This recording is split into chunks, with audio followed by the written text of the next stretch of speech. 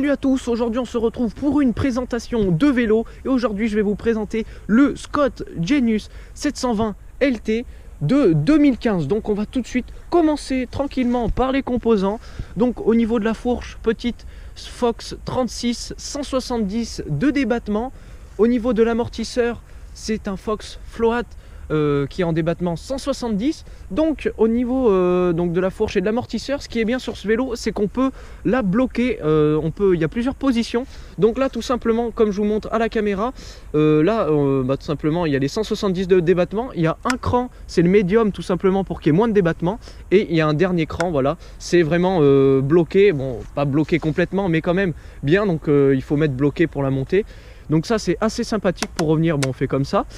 Ensuite, au niveau des freins, donc c'est du Shimano Deore. À l'avant, c'est 200 en millimètres et à l'arrière, c'est un disque de 180 mm. Au niveau de la transmission c'est du SRAM, que ce soit pour le dérailleur avant ou arrière.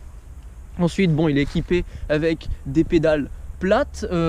Qu'est-ce qu'on peut dire d'autre? Il y a un atout sur ce vélo déjà, c'est la tige de selle télescopique, tout simplement. Donc là elle est levée, on a juste appuyé sur ce bouton et tout simplement elle se baisse. Bon là je peux pas le faire parce que je tiens la caméra.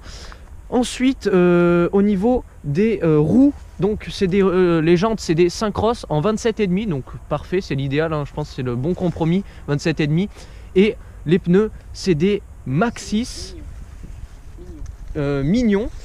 Ensuite, il est équipé d'un garde-boue et le cintre il fait 780 de large.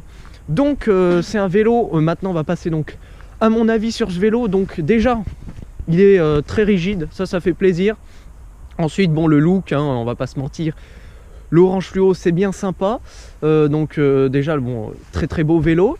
Mais ce qui importe quand même, ce qui est important, c'est tout simplement le résultat sur le terrain. Donc au niveau de la montée, aucun défaut à dire, hein, voilà. Quand on bloque, grâce au blocage déjà de l'amortisseur et de la fourche en montée, c'est pas vraiment un défaut d'avoir 170 de débattement, donc ça fait plaisir.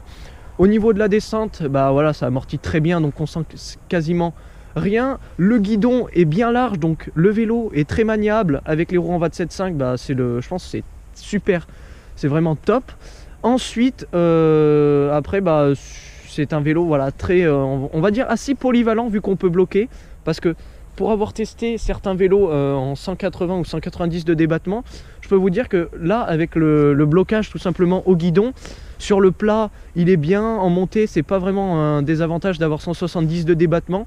Donc c'est vraiment pas mal. Et moi personnellement c'est un très bon vélo que j'ai testé, un des meilleurs. Bon, Scott, ils font des très bons vélos. J'ai d'ailleurs présenté déjà plusieurs Scott sur ma chaîne. Mais celui-là, voilà, très bien. Il n'y a pas grand chose à dire. Il pèse 14 kg, donc assez léger pour un vélo comme ça. Parce que je peux vous dire que ceux qui connaissent mon Cube Analog, il pèse 14 kg alors que c'est un cross-country. Donc voilà, c'est à peu près tout pour cette vidéo. En tout cas, j'espère que vous aurez kiffé cette présentation. Peut-être qu'à la fin, je vous laisserai sur un petit timelapse du vélo, on va voir. Sinon, si vous avez kiffé les présentations, n'hésitez pas à mettre un pouce bleu, à vous abonner et à me dire dans les commentaires si vous voulez d'autres présentations de vélo, je vous en ferai.